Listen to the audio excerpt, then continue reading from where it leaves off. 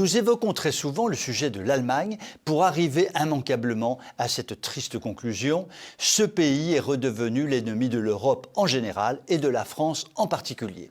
Du côté de l'Europe, la très allemande Madame Leyen, qui s'est autoproclamée leader maximo de l'Union européenne et qui est le prototype de l'écolo-bobo mondialiste, conduit tout droit l'Union vers des difficultés insurmontable. Du côté de la France, le chancelier Scholz, dans la continuité d'Angela Merkel, a déclaré une guerre économique totale à notre pays, guerre déjà gagnée par la destruction impitoyable des systèmes énergétiques français performants et guerre en passe d'être gagnée sur le front de la destruction de nos fleurons industriels. Mais ce n'est pas tout. L'Allemagne a décidé une bonne fois pour toutes et de façon définitive que sa population féminine n'était pas faite pour avoir des enfants. Et la population féminine a obéi à cette injonction. Les femmes allemandes, à l'image d'Angela Merkel, n'ont plus d'enfants. Or, l'Allemagne a la prétention de rester une très grande puissance économique, alors que sa population de souche s'effondre littéralement. L'Allemagne a donc trouvé la solution, ouvrir à double battant les portes d'une immigration incontrôlée. Nous savons que cette solution a été massivement mise en œuvre à l'époque par Angela Merkel. Il y a donc désormais en Allemagne une dizaine de millions d'étrangers et plus de 20 millions de personnes issues de l'immigration. Tu l'as dit, Bouffi. Mais ça n'est pas assez. Son successeur veut que cette politique soit considérablement accentuée. D'où toute une série de mesures qui viennent d'être prises par l'Allemagne pour que l'immigration se fasse désormais à jet continu sans aucune restriction. Au train où vont les choses, ou plutôt à la vitesse du TGV où vont les choses, l'Allemagne sera majoritairement immigrée dans des délais très courts. Or, par la grâce, ou plutôt par le drame, de la création de l'espace Schengen, tout immigré peut passer en un tour de main de l'Allemagne à la France. Ce qui veut dire que lorsque l'Allemagne adopte une politique permettant à la population immigrée de devenir majoritaire, elle force la France à accueillir sans réserve cette population immigrée qui peut, et on la comprend, préférer la France à l'Allemagne. Vous allez me dire, oui, mais la France a déjà ouvert tout grand ses portes à l'immigration, donc cela ne change rien. Cela est à la fois vrai et faux. Car les portes françaises sont désormais grandes ouvertes par le Sud, à cause de la politique immigrationniste suicidaire française, et maintenant par le Nord, à cause de la politique immigrationniste suicidaire allemande.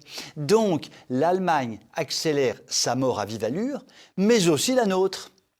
Décidément, les Allemands n'en finissent pas de nous poser problème. Je vous souhaite une très bonne soirée.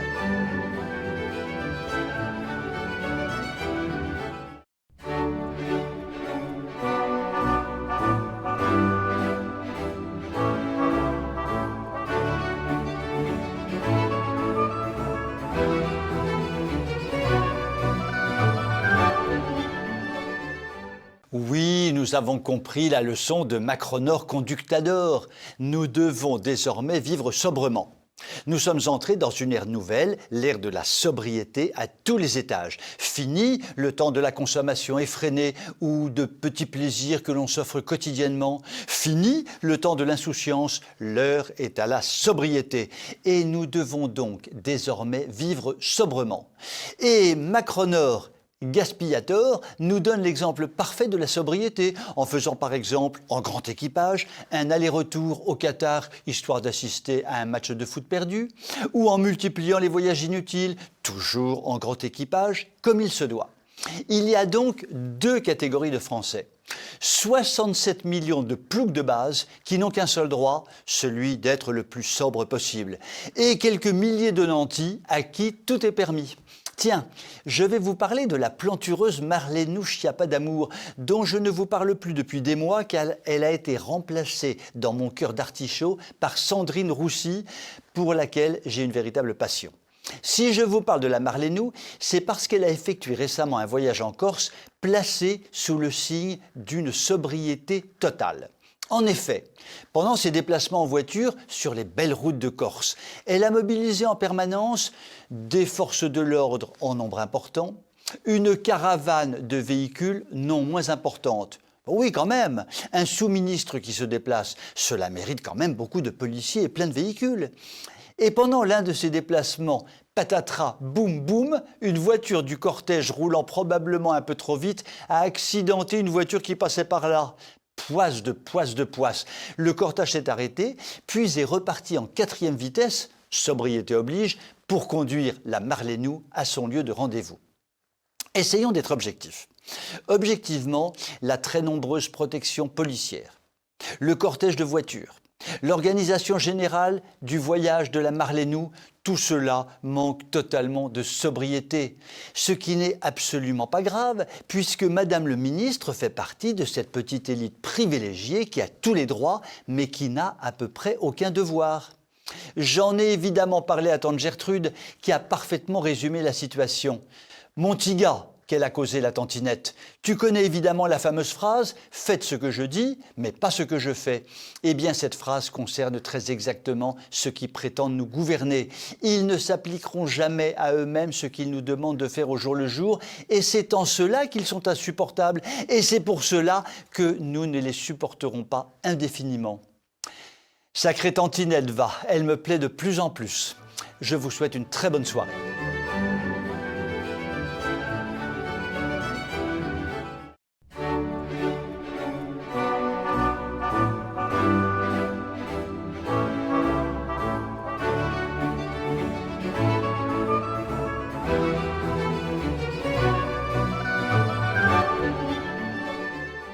Nous le savons tous, et nous le savons depuis très longtemps, la franc-maçonnerie est une organisation secrète ultra puissante qui, en quelques siècles, a investi la totalité des structures des sociétés occidentales, qu'il s'agisse des structures politiques, économiques, sociales, morales ou culturelles. Concernant l'Église catholique, l'un des objectifs principaux de la franc-maçonnerie, voire même son objectif principal, a été de la détruire de fond en comble pour une raison très simple. Le principal obstacle à la prise du pouvoir général par la franc-maçonnerie a longtemps été l'Église catholique. Les documents émis sur ce registre par l'organisation secrète et connus depuis fort longtemps ne laissent aucun doute sur le sujet. À partir du XIXe siècle, la franc-maçonnerie a développé une stratégie de pénétration au sein des instances dirigeantes de l'Église catholique et notamment à l'intérieur du Vatican. Le loup était donc dans la bergerie et avait une ferme intention de dévorer un à un tous les moutons qui s'y trouvaient. Pauvres petits moutons! Les historiens futurs, si cette catégorie d'intellectuels existe encore dans les siècles à venir, pourront se pencher avec gourmandise sur la façon dont la franc-maçonnerie a pu investir et pervertir un certain nombre de grands dirigeants de l'Église catholique, avec toutes les conséquences que n'importe quel observateur attentif ne peut que relever. L'Église catholique est actuellement sans dessus-dessous. Je ne voudrais citer qu'un seul exemple entre mille, très emblématique celui-là, de cette prise de pouvoir par les francs-maçons au sein de l'Église. Il s'agit du cas de Monseigneur Bugnini. Monseigneur Bugnini, très proche du pape Paul VI, a été officiellement nommé par celui-ci grand ordonnateur de la nouvelle liturgie, devant s'appuyer sur ce que le Concile Vatican II avait décrété. Le prélat a donc modifié de fond en comble la messe dite traditionnelle, la messe qui était dite depuis plus d'un millénaire, en bousculant sans ménagement le rôle du prêtre, le rôle des fidèles, les textes de la messe, l'ordonnancement général de la cérémonie, bref, en révolutionnant une cérémonie absolument fondamentale pour les catholiques. L'on ne peut que constater que ce que l'on appelle la nouvelle messe n'attire plus grand monde, puisque ceux que l'on appelle les catholiques pratiquants, qui vont à la messe tous les dimanches, représentent désormais moins d'1 million de fidèles. Et l'on ne peut que constater que la messe traditionnelle, maintenue envers et contre tout par ceux que l'on appelle les traditionalistes, est désormais dans l'œil du cyclone, puisque le pape veut purement et simplement la tuer. Je reviens à Monseigneur Bugnini. Un document publié en 1978 par un avocat italien, le très redouté Pecorelli, relevait le nom de plus de 120 fonctionnaires du Vatican appartenant à la franc-maçonnerie. Et parmi ceux-ci figurait le nom de Monseigneur Bugnini. Ce dernier d'ailleurs fera traîner par mégarde une lettre qu'il avait écrite à ses amis francs-maçons et le pape, comprenant enfin à qui il avait affaire, l'exilera à Téhéran. Mais le mal était fait. La messe dite de Paul VI a été fabriquée par un franc-maçon qui savait très bien ce qu'il faisait en fabriquant cette messe. Petit clin d'œil, le célèbre avocat Pecorelli, qui avait publié cette fameuse liste, sera abattu de 4 balles 6 mois plus tard après cette publication. Un suicide sans aucun doute. Aujourd'hui, le problème de l'Église catholique n'est plus de savoir si elle est infestée par la franc-maçonnerie, mais de mettre en œuvre le moyen de s'en débarrasser si c'est encore possible. Sa survie en dépend. Je vous souhaite une très bonne soirée.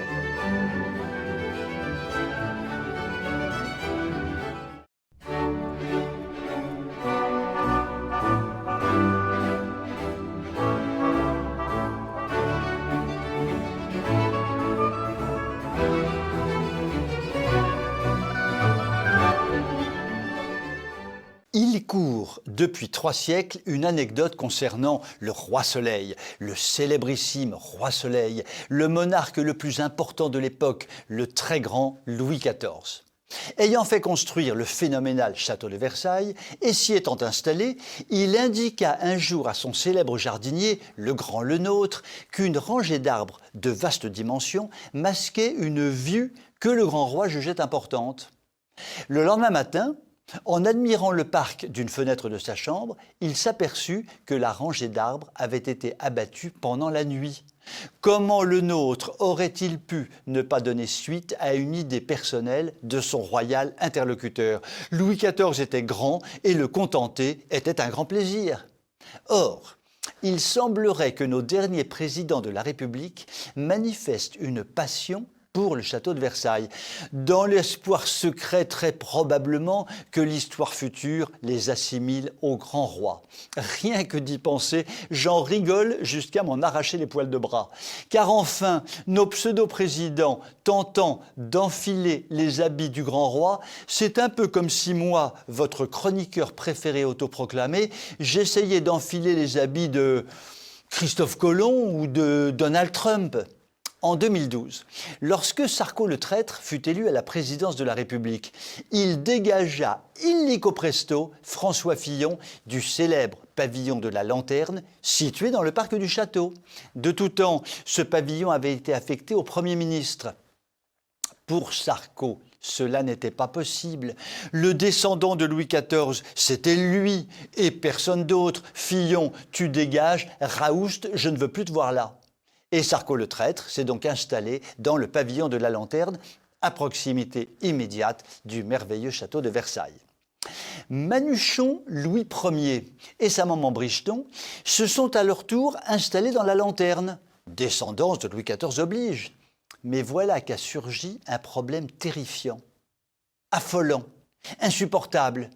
Tout près du pavillon de la Lanterne, le personnel du château s'est vu attribuer des petites parcelles de terrain permettant d'organiser poétiquement des petits jardins potagers. C'est tout beau, tout mignon, tout écolo. Sauf pour Manuchon. Macronor Corée du Nord s'est réveillé un beau matin en clamant « Comment ces ploucs, ces bouseux, ces cutéreux, ces sans-dents viennent cultiver leurs poireaux, leurs carottes, leurs avocats et leurs kiwis à ma porte, dans mon champ de vision. Insupportable. » Et soudain, Manuchon et sa maman Bricheton se sont souvenus que Louis XIV avait fait abattre en une nuit une rangée d'arbres qui le gênait. Se prenant pour les rejetons du grand roi, ils ont donc décidé l'expulsion de nos très charmants ouvriers agricoles qui les gênent. Ce que Macronor Louis Ier, et dernier je l'espère, n'a pas tout à fait compris, c'est que nous ne sommes plus tout à fait au XVIIe siècle et qu'il ne ressemble pas du tout, mais pas du tout, à Louis XIV qui, lui, porta si haut la grandeur de la France. Donc, j'ose espérer que nos jardiniers du dimanche se révolteront contre cette décision royalo-macronique. Je vous souhaite une très bonne soirée.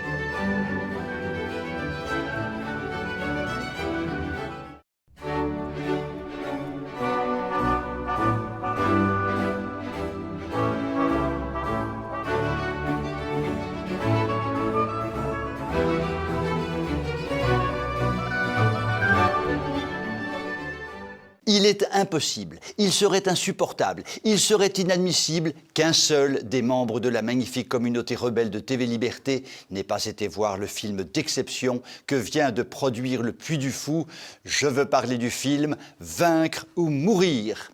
Indépendamment du fait que cette production est remarquable à tout point de vue, qu'il s'agisse du jeu des acteurs, de la retranscription véridique du génocide vendéen, de la beauté des paysages, de l'élégance de l'accompagnement musical, de la profondeur des dialogues, indépendamment de tout cela, il serait scandaleux, honteux, dramatique de ne pas se précipiter dans la salle de cinéma la plus proche pour voir ce film d'exception. En effet, les grands médias soumis ont trouvé très intelligent de massacrer à la tronçonneuse écologique le film par des critiques d'une rare stupidité révélant leur ignorance crasse de l'histoire, ou ont trouvé encore plus intelligent de ne pas en parler du tout, révélant par là leur emprisonnement définitif dans une lecture de l'histoire totalement mensongère. Car enfin, il ne faut pas oublier que les 2 siècles monarchiques qui ont précédé la Révolution de 1789 ont fait, en 200 ans, moins de morts que les 25 ans pendant lesquels se sont succédés une révolution terroriste, puis un empire autoritaire, fils de la Révolution. Car ces 25 ans ont abouti à la mort d'environ 2 millions de personnes, dont au moins 200 000 Vendéens. Quand même! 2 millions de morts, c'est pas rien, Tintin. Concernant l'épopée exceptionnelle du Grand Charette se rebellant contre les crimes abominables de la Révolution. N'oublions jamais que le régime effroyable de la terreur s'est donné pour objectif bien sympa de tuer intégralement la totalité des Vendéens, ce que les troupes républicaines ont réalisé avec une sauvagerie démoniaque à peu près indescriptible. Les valeurs de la République étaient simples: liberté absolue de tuer le plus sauvagement possible, égalité absolue dans la mort de l'enfant qui vient de naître jusqu'à la personne âgée malade, fraternité absolue dans la sauvagerie la plus totale. Dans ces conditions, la rébellion du Grand Charette prend une dimension historique inouïe, puisque de modestes paysans désarmés tiennent tête à la meilleure armée du monde jusqu'à ce qu'enfin Charette soit pris et fusillé. En août 1808, l'empereur Napoléon, le maître de l'Europe, l'homme le plus connu au monde, rend visite aux Vendéens pour leur montrer le respect qu'il leur porte. Hommage inouï. On lui présente l'épouse du Grand Charette qui s'est remariée avec Alexis de l'Épinay. Napoléon la regarde froidement et lui dit « Madame, lorsque l'on porte un tel nom, on le garde. » Et pan! L'empereur Napoléon, maître de l'Europe, venait de rendre le plus grand hommage qui soit au Grand Charette. Conclusion logique, ne pas aller voir Vaincre ou mourir est un péché mortel. Je vous souhaite une très bonne soirée.